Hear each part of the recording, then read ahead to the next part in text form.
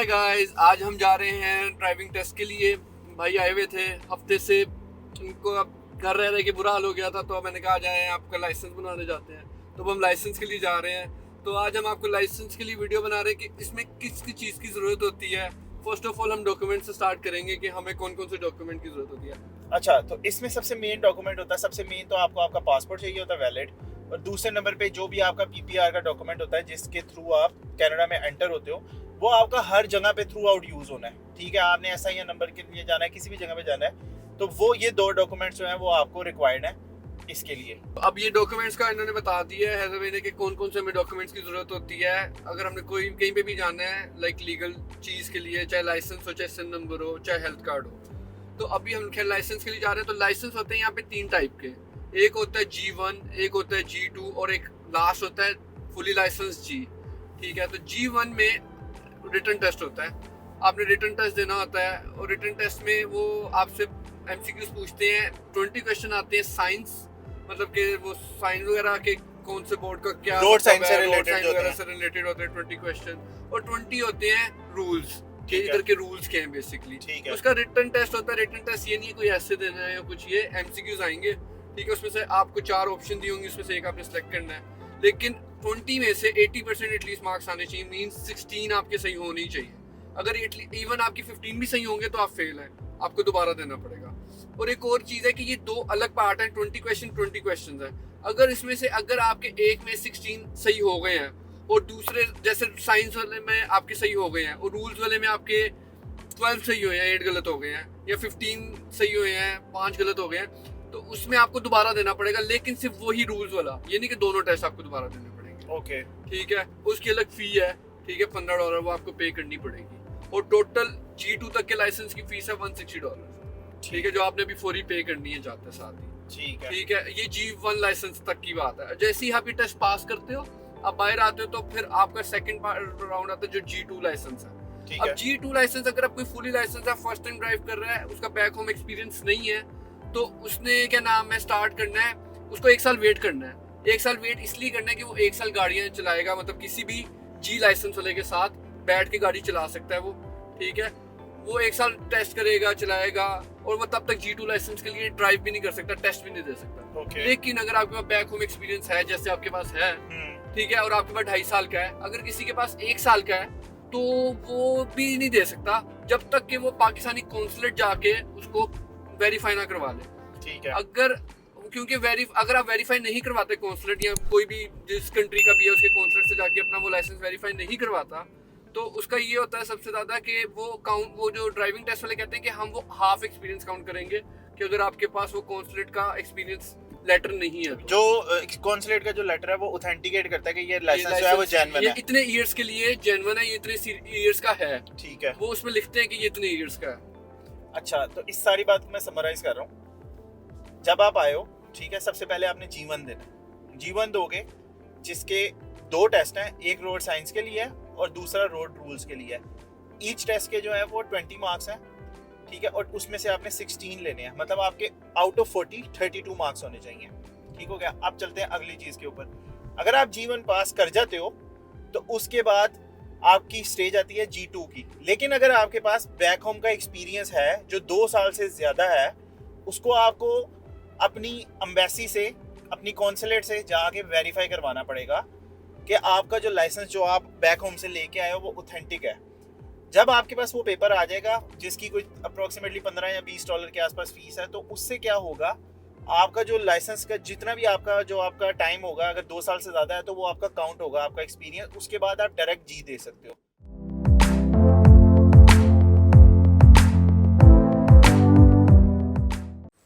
तो जिस दिन मेरी वॉन में अपॉइंटमेंट थी, तो पूरा दिन वेदर में बारिश थी, और सुबह 10 बजे से लेकर रात 9 बजे तक बारिश थी, और हमने अपॉइंटमेंट ऑलरेडी प्री बुक थी हमारी। तो हम निकले और पूरे रास्ते में बारिश थी। जब वॉन में एंटर हुए तो वॉन काफ़ी प्यारा था देखने में, पूरे शहर में काफ़ी बड़ी बड़ी बिल्डिंग्स थी। लेकिन जब हम पाकिस्तानी कॉन्सुलेट पहुँचे तो वो बिल्कुल ही एक आम सी बिल्डिंग थी, और उसके अंदर एंटर हुए तो बिल्कुल उसका माहौल ऐसा ही था कि जैसे हम पाकिस्तान में किसी जगह पे हैं। वहाँ पे वो आपको एक फ़ॉर्म देते हैं, वो फॉर्म आप फिल करते हो, और उसके बाद आप काउंटर पे जाते हो और अपनी फ़ी पे करते हो। जो मैंने फ़ी पे की वो $20 थी, और उसके बाद उन्होंने कहा कि 15-20 मिनट वेट करें। 15-20 मिनट के बाद उन्होंने अटेस्ट करके वो मुझे दे दिया, और इस तरह से ये फॉर्म के ऊपर उन्होंने स्टैम्प्स लगाई हैं। ये एक इम्बोस स्टैम्प और बाकी दूसरी स्टैम्प्स हैं। अब ये इस लेटर लेके मैं जब जमा करवाऊँगा तो वो मेरा एक्सपीरियंस ऐड हो जाएगा उसके साथ। और जब मैं वापस निकला तो तब भी थ्रू आउट पूरे रास्ते के अंदर बारिश थी काफ़ी तेज़।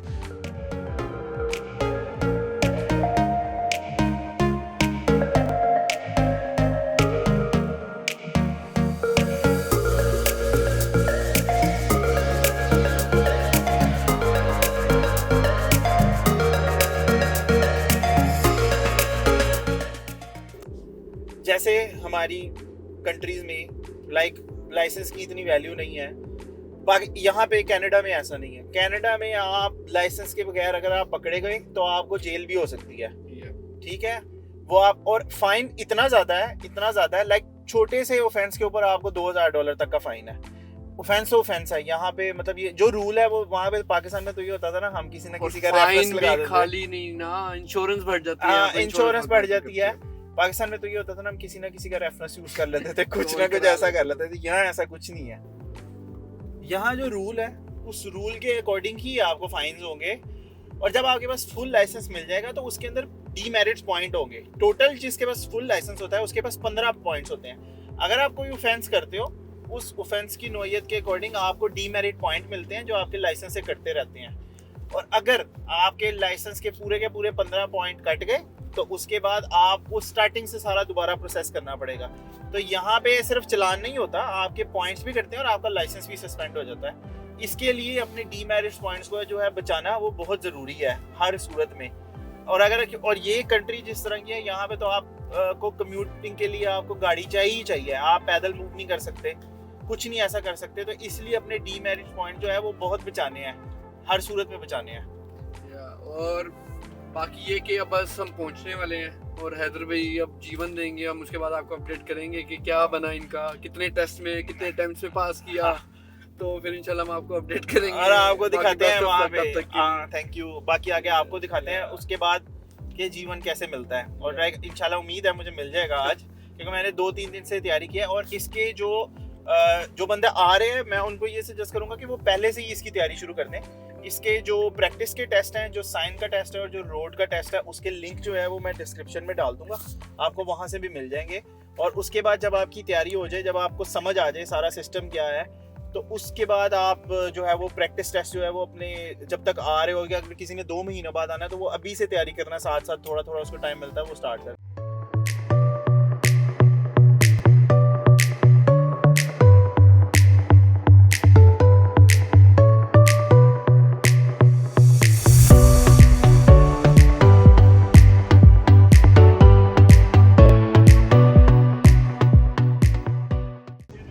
ड्राइविंग टेस्ट सेंटर के अंदर एंटर होते ही क्यूमेटिक मशीन से मैंने अपना टोकन लिया, और जब काउंटर पे मेरा टोकन नंबर आया तो मैं वहाँ गया और मैंने वहाँ पे $160 फ़ी पे की। और उसके बाद वहीं पे जिस बंदे को ग्लासेस लगी होती है उसका आई साइट टेस्ट होता है। एक मशीन होती है, आप उसके अंदर देखते हो और वहाँ पे वो लेफ़्ट और राइट लाइट ऑन करते हैं और आपको बताना होता है कि किस तरफ है लाइट ऑन हो रही है। तो वो टेस्ट मैंने पास किया और उसके बाद मैं रिटन टेस्ट के लिए अंदर चला गया। रिटन टेस्ट काफ़ी सोच के मैंने क्वेश्चंस के आंसर किए और फाइनली मैं दोनों में पास हो गया। दोनों टेस्ट में मेरे 17 आउट ऑफ 20 आए हैं। आपने ध्यान से चलानी, सीधा चलेगा, आपने राइट होना है, राइट होना है, हाँ राइट होना है, आगे स्टॉप साइन इधर रुकना है लाल।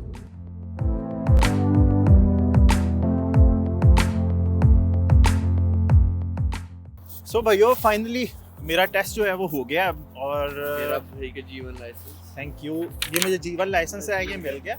ठीक है, पहला जो टेस्ट था उसमें मेरे 17 आया और जो दूसरा था उसमें भी मेरे 17 आया। तो जैसे मैंने आपको डिटेल बताई थी सब वैसे ही है। अब यहाँ पे मैंने तकरीबन पे किया $156, जिसमें से $53 रिफंडेबल हैं जब मेरे पास वो कॉन्सुलेट का लेटर होगा। अभी मेरे पास वो कॉन्सुलेट का लेटर नहीं था, तो उसने ये कहा कि जब आप जी के लिए आएंगे तो आपके वो रिफ़ंड हो जाएंगे। ठीक है। अगर आपको ये वीडियो अच्छी लगी है, इन्फॉर्मेटिव लगी है, तो इस चैनल को सब्सक्राइब करें, लाइक करें, शेयर करें और कमेंट में मुझे बताएं कि आपको मज़ीद किस किस चीज़ के बारे में वीडियो चाहिए।